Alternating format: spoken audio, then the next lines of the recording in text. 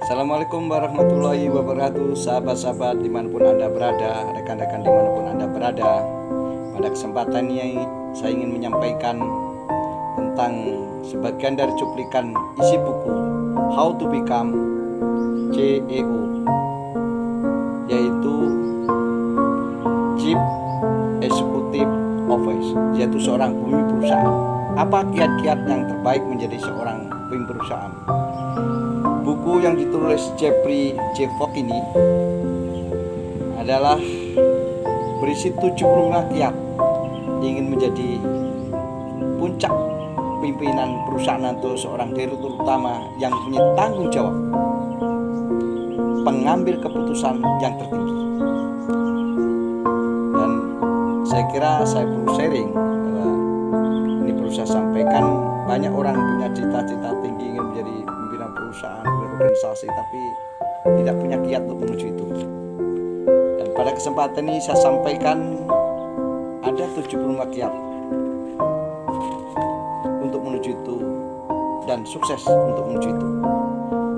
Yang pertama, kiat yang pertama yang saya sampaikan adalah pilih pekerjaan yang menawarkan gaji tinggi. Jadi rencanakan Anda dalam pandangan hidup Anda, kejarlah, pilihlah pekerjaan yang menawarkan gaji tinggi. Untuk menuju itu tentu saja Anda menempa diri menjadi orang yang punya kemampuan lebih dari orang-orang lain di sekitar kita. Punya pendidikan yang juga bagus, kualitas bagus, kecerdasan bagus untuk menuju kiat pertama ini. Jadi kalau kita ingin punya gaji yang tinggi, besar, kita harus punya potensi yang bagus, besar. Siapa yang mau mengerjakan orang yang potensinya tidak bagus dan gaji besar? Omong kosong, bohong di zaman ini, saya kira. Itu yang pertama. Jadi kalau Anda punya cita untuk menjadi pimpinan perusahaan terutama, rencanakan kualitas diri Anda dan pengalaman yang bagus Anda untuk memimpin sebuah perusahaan itu agar Anda dihargai dan dipastikan mempunyai gaji yang besar dan tinggi. Kiat yang kedua, hindari pekerjaan administratif. Usahakan ketika kita memilih, cari pekerjaan yang punya tantangan di lapangan. Karena tantangan di lapangan ini bagian daripada uji kemampuan kita menempa pengalaman kita terhadap fakta-fakta di lapangan yang bersifat dinamis terhadap peluangan, tantangan, hambatan, dan jawaban penyelesaian dan meliput solusi.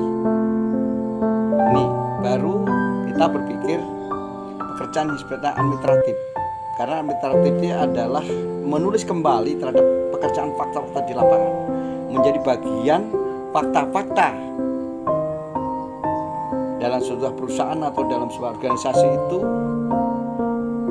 berkembang atau tidak, ditulis dalam administratif ini. Tapi usahakan bahwa hindari pekerjaan administratif, bukan tidak ingin pekerjaan itu tidak, tapi kalau Anda memilih, pilihlah pekerjaan yang tidak administratif. Jadi kita ingin memilih. Yang ketiga, ini kiat yang ketiga, cari dan pertahankan pelanggan. Jadi, cari dan pertahankan pelanggan. Jadi karena pelanggan ini adalah bagian daripada, kalau kita memimpin perusahaan, bagian daripada orang yang membantu membesarkan usaha kita, membantu dan mengembangkan prospek perkembangan perusahaan kita. Dan pada pelanggan, saya kira perusahaan kita tidak banyak punya arti. Jadi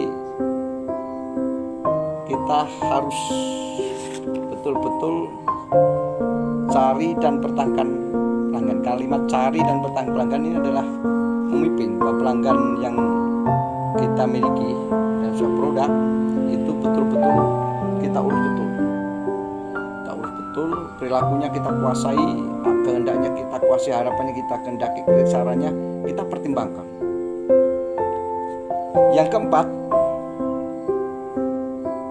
jangan biarkan departemen berkenaan dengan personalia, pengangkatan jabatan Anda ditentukan oleh personal itu, tapi bagaimana personal itu mempertimbangkan bahwa Anda orang yang paling cocok dalam jabatan tentu ini yang bersifat objektif tapi tidak subjektif. Hanya nanti bahwa ketika penilaian ke jenjang lebih tinggi itu objektif, kita menjadi pemimpin lebih bagus, handal, kaya terhadap solusi. Yang kelima, jagalah kebugaran tubuh Anda.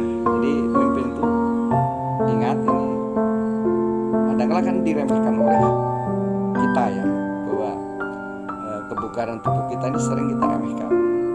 Tidak penting lah. Padahal ini sangat penting. Kalau kita nggak prima, nggak bagus, nggak sehat, dari penampilan saja tidak meyakinkan, tentu saja etos kerja menurun, kualitas berpikir kita pasti menurun.